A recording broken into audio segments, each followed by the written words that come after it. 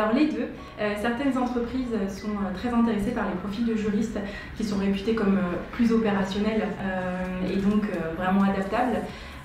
Et on a certaines entreprises qui sont plutôt intéressées par les profils avocats, issus de certains cabinets qui sont réputés pour des practices en particulier, je pense au financement de projets. Donc pour les entreprises, recruter un avocat, ça peut aussi être un vrai plus.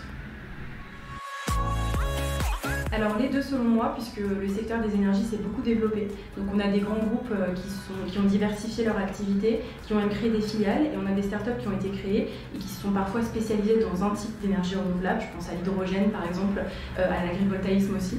Ce qui est important par contre, c'est surtout de bien se connaître, puisqu'on ne s'épanouit pas tous dans le même type de structure.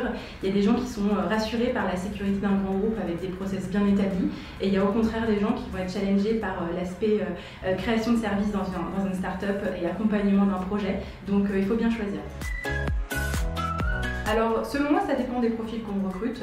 Il y a des profils, par exemple, en droit foncier, en urbanisme, qui ne seront jamais amenés à travailler en anglais, ce qui n'est pas le cas des profils projet, financement de projet. Par contre, ce qui est sûr, c'est que l'anglais reste une compétence qui est recherchée aujourd'hui et qui vous permettra de vous différencier d'autres candidats et aussi de mieux négocier votre rémunération. Je dirais que le secteur des énergies renouvelables est par définition innovant. Maintenant, on n'a pas tous la même définition. Ça peut être par rapport au type de projet, mais aussi par rapport aux ambitions des collaborateurs, des fondateurs de certains groupes, et également de la place qu'on accorde aux juristes.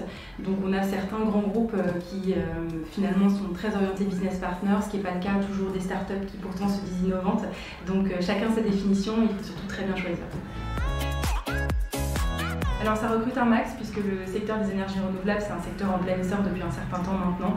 Je pense que ça va au-delà d'un effet de mode, ça accompagne un changement de notre société, un changement de nos valeurs et de nos ambitions pour la suite. Donc on recrute énormément, ne vous limitez pas en vous disant par exemple « je viens du secteur de la construction, mon profil n'intéressera pas », bien au contraire, donc n'hésitez pas.